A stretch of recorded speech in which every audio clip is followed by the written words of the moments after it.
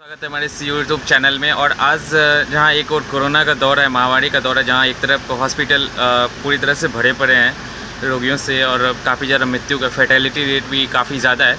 उस स्थिति में हमारे जो रेलवे के कर्मचारी हैं, जो लोको पायलट और गार्ड जो होते हैं, वो किस तरह अपनी जान जोखिम में डाल करके और फिर भी वो देश सेवा में लगे हैं। तो चाहिए इसी दौर में आपको मुलाकात करवाते हैं हमारे एक बहुत मोस्ट पॉपुलर और बहुत ही अजीज़ हमारे जो दोस्त हैं, लोको पायलट साहब हैं, उनसे मिलाते हैं। चलिए काका, आपका हमारे इस यूट्यूब चैनल में स्वागत है।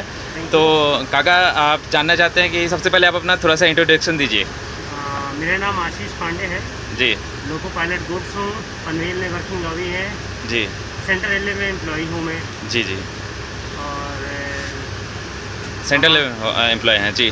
काका, इस वक्त ये वीडियो मैं उन छात्रों को मद्देनज़र रखते हुए मैं बना रहा हूँ जो अभी ALP का एग्ज़ाम देने वाले हैं।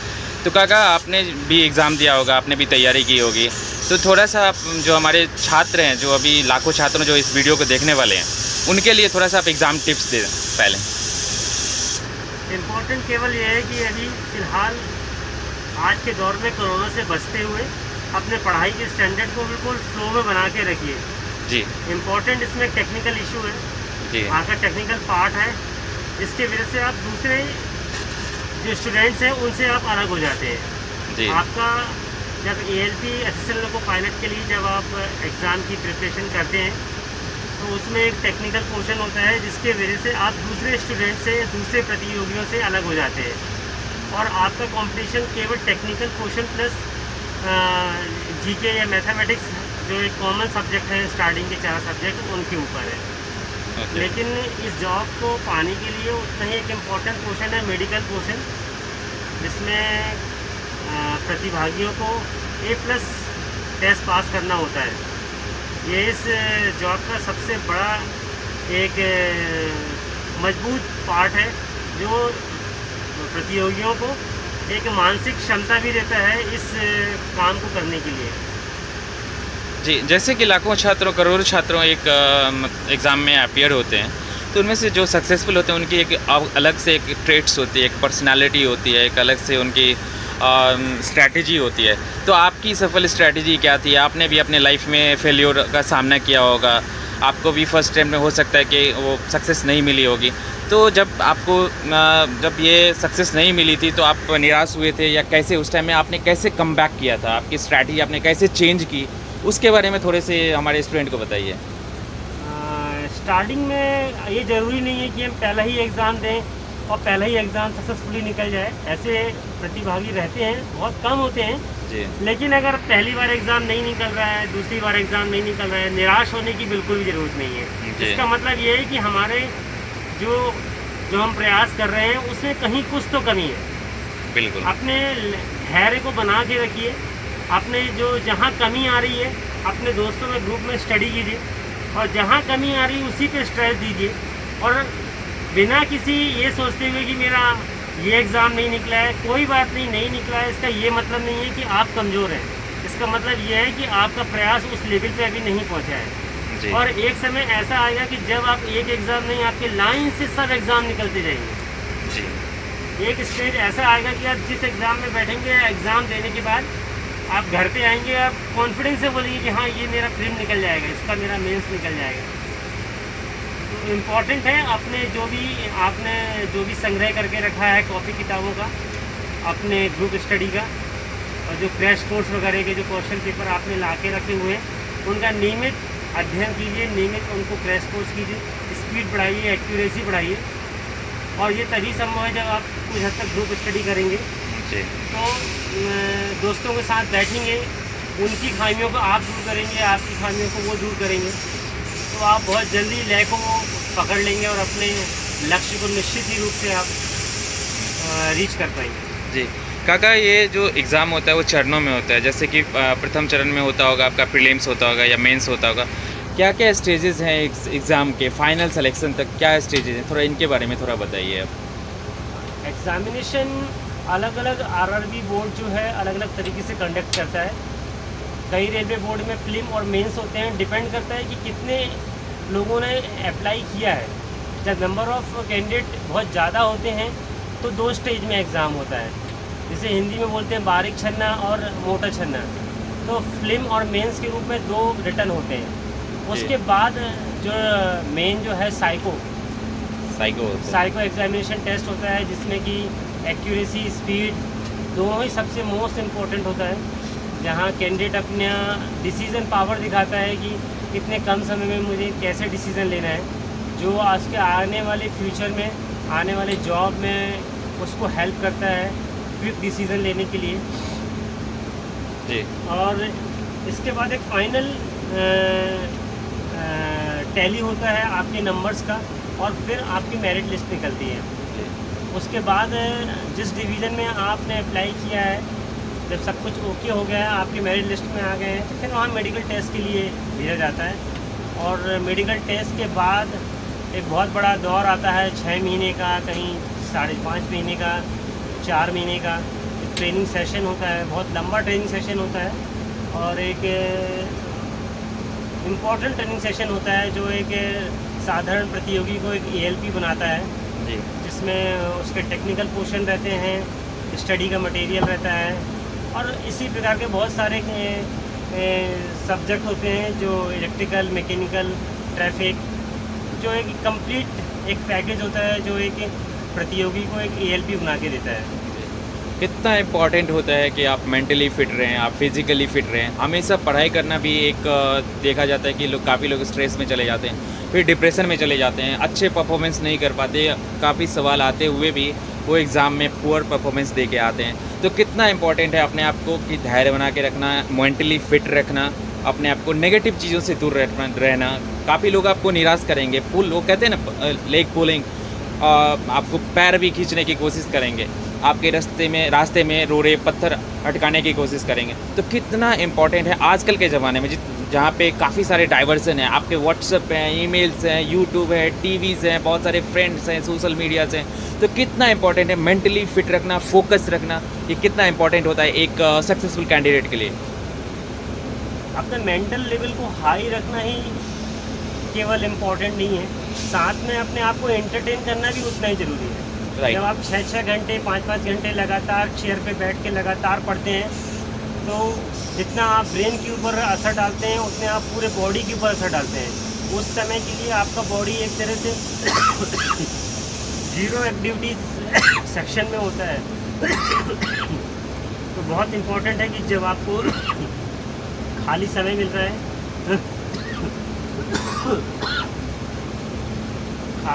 है तो अच्छे स्पोर्ट्स को चूज़ कीजिए।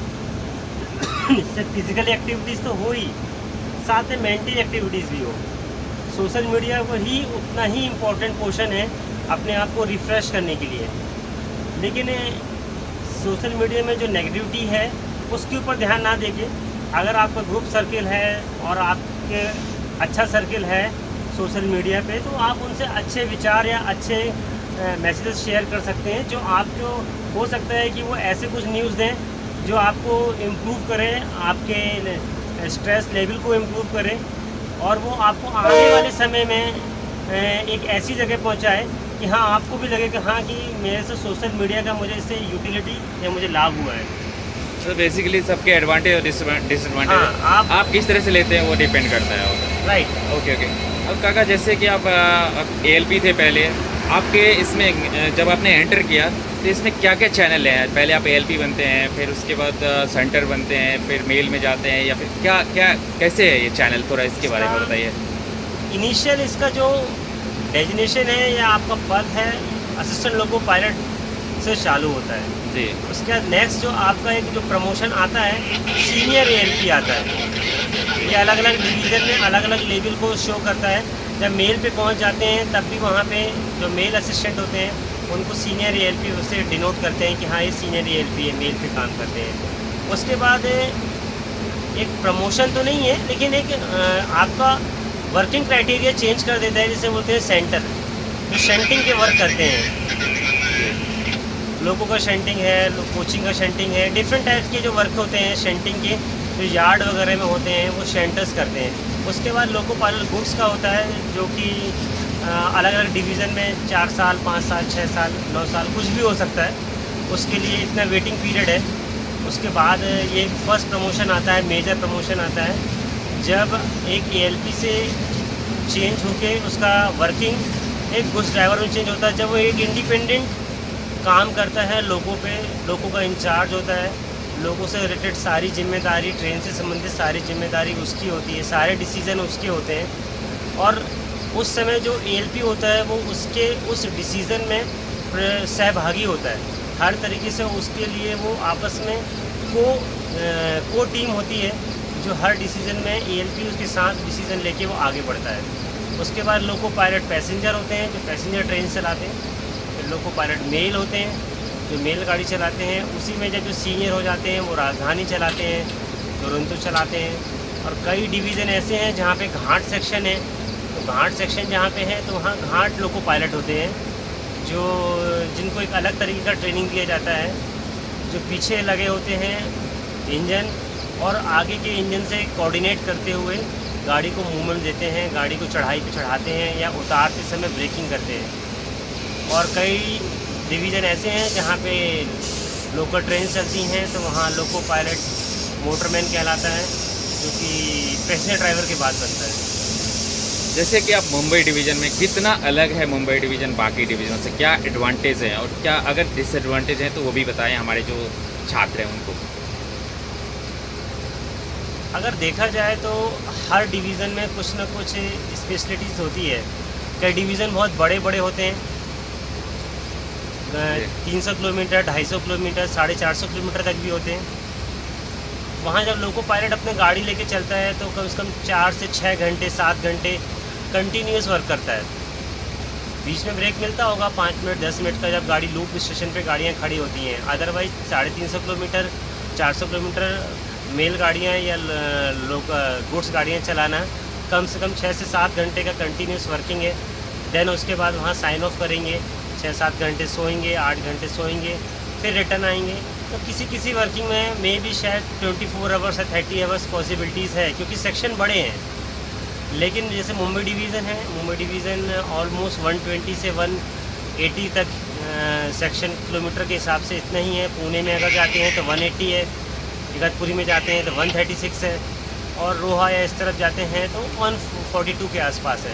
यानी सेक्शन बड़े नहीं हैं, लेकिन सेक्शन में गाड़ियों का मूवमेंट इतना ज़्यादा है कि गुड्स ट्रेन को चलाना ट्रैफिक कंट्रोलर के हाथ में है, और उसके लिए इतना आसान नहीं होता है कि लोकल ट्रेन को चलाते हुए, मेल गाड़ी को चलाते हुए, पैसेंजर गाड़ी को चलाते हुए गुड्स गाड़ी को जितने आसानी से कम आवर्स में चला लें।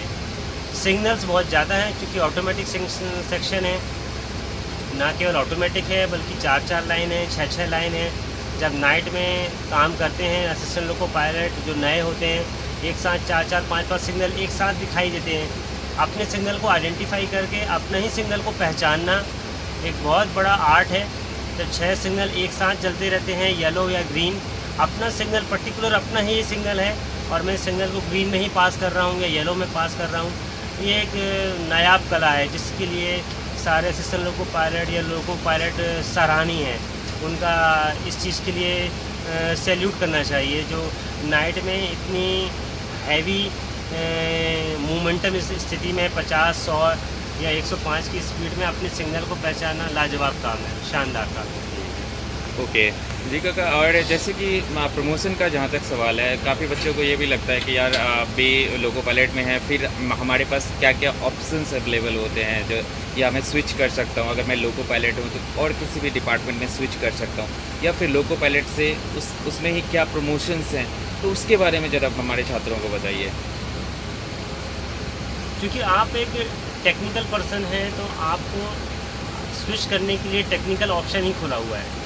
अगर आप एएलपी में काम करते हुए अगर आपके पास पॉलिटेक्निक डिग्री है या बीई है या एमटेक है या कोई इसी प्रकार की कोई टेक्निकल मेजर डिग्री है, तो आप सेक्शन इंजीनियर, जेई, इस टाइप की किसी दूसरे ऑपरेटिंग से निकल के आप किसी दूसरे मैकेनिकल या वर्कशॉप वगैरह में आप अप्लाई कर सकते हैं। लेकिन दोनों का नेचर एकदम अलग है, दोनों का वर्किंग क्राइटेरिया एकदम अलग है।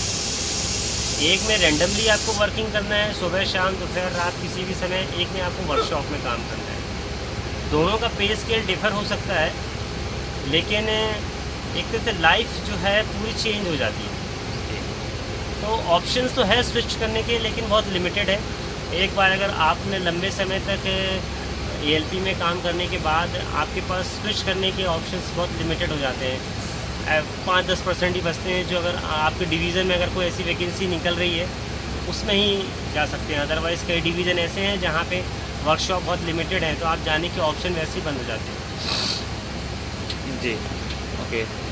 काका, जैसे कि ओके काका, कितना मुश्किल है या आसान है वर्किंग में, क्योंकि आप लोग का वर्किंग जो होता है वो डे नाइट हमेशा रहता है, तो कैसे आप अपने आप को एडजस्ट करते हैं, बैलेंस करते हैं अपने लाइफ को, अपने बॉडी को, अपने वर्किंग के साथ?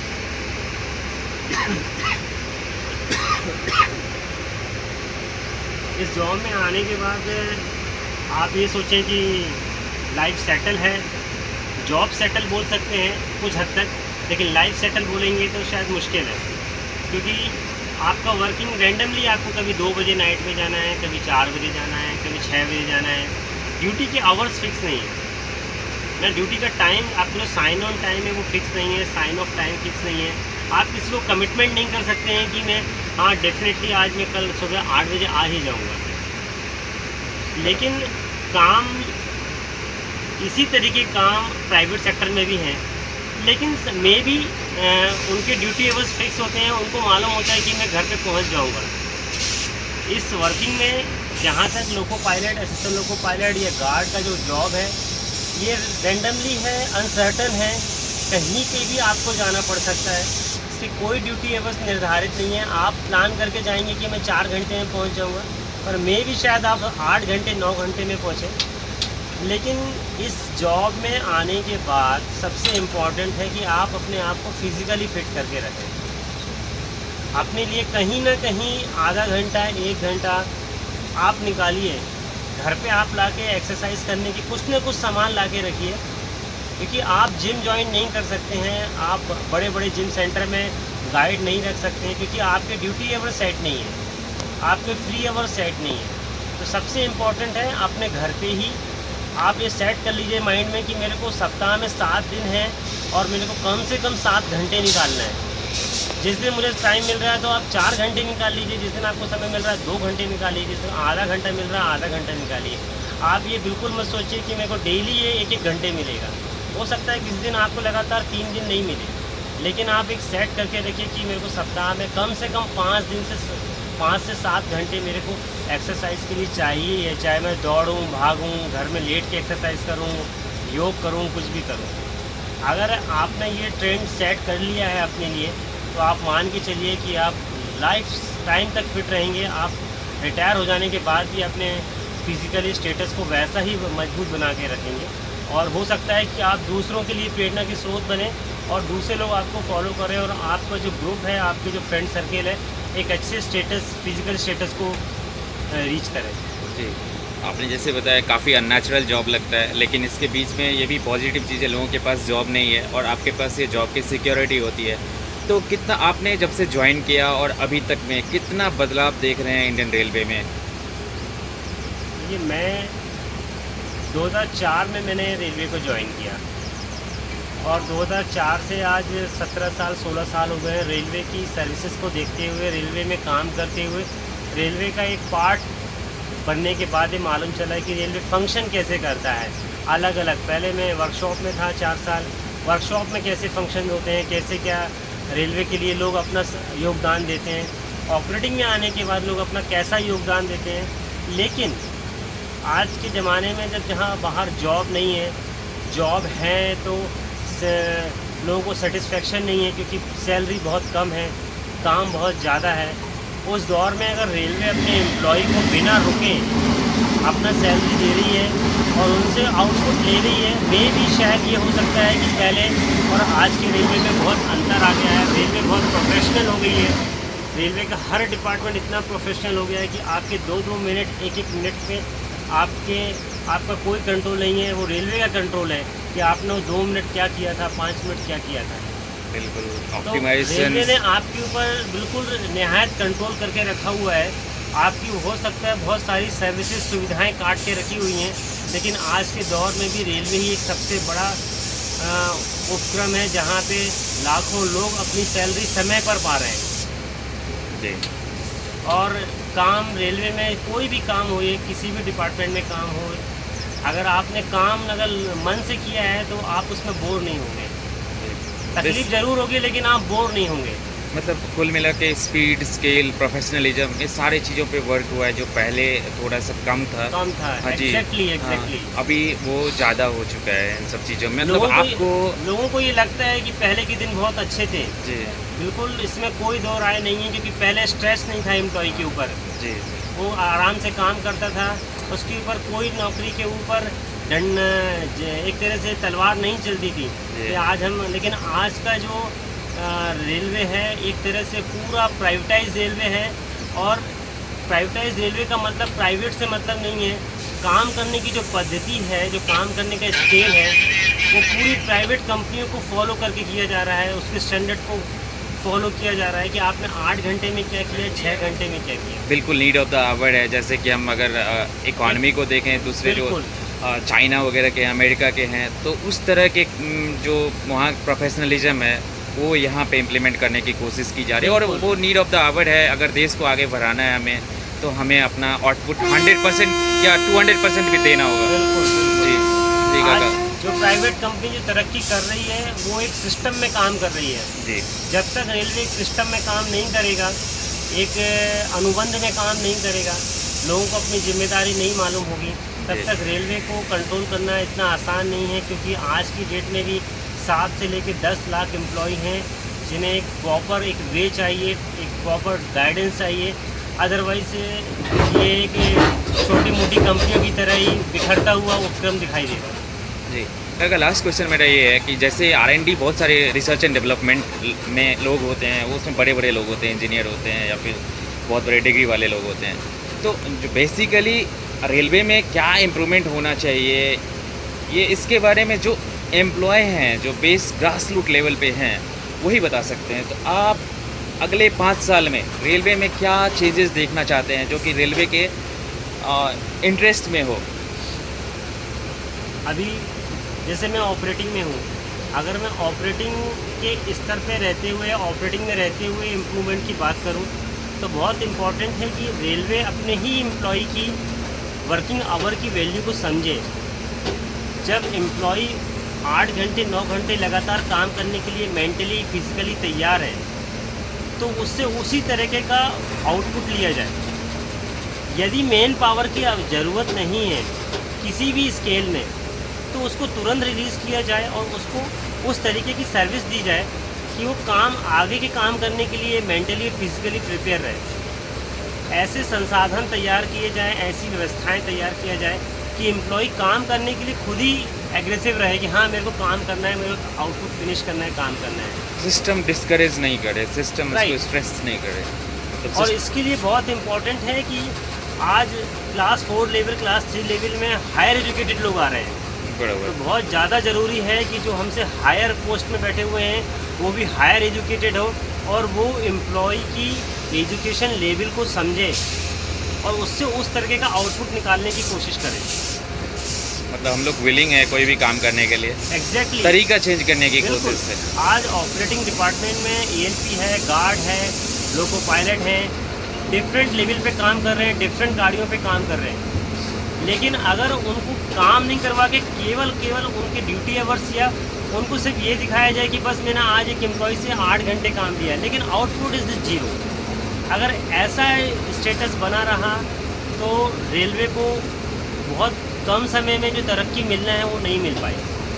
बहुत इम्पॉर्टेंट है कि रेलवे के हर एम्प्लॉय, चाहे क्लास 4 हो चाहे क्लास 3 हो, उसकी अहमियत को समझ के उससे अच्छा आउटपुट निकाला जाए। उसके लिए बहुत ज़रूरी है कि जो हायर क्लास में जो अधिकारी बैठे हुए हैं उनका वेल ट्रेंड होना बहुत ज़रूरी है, एजुकेटेड होना बहुत ज़रूरी है। जी बहुत बहुत धन्यवाद आपका, बहुत ही फ्रूटफुल डिस्कशन रहा ये। और जी और आप बहुत ही मतलब शान वाला काम कर रहे हैं और सलाम करता है आपको पूरा देश। ये पूरा देश आप पे गर्व करता है कि इस दौर में भी आप अपने आप को फिट रखे हैं और देश की प्रगति में काम आ रहे हैं। तो थैंक यू काका जी। एक लाइन और जोड़ दूँ, उससे बहुत इम्पोर्टेंट है जी। हमारा जो एक वर्किंग सिस्टम है, जी हम इसमें 3 लोग काम करते हैं। एक ALP होता है, लोको पायलट होता है, असिस्टेंट लोको पायलट होता है, गार्ड होता है। बहुत समय ऐसा होता है कि लोग फ्रंट लाइन को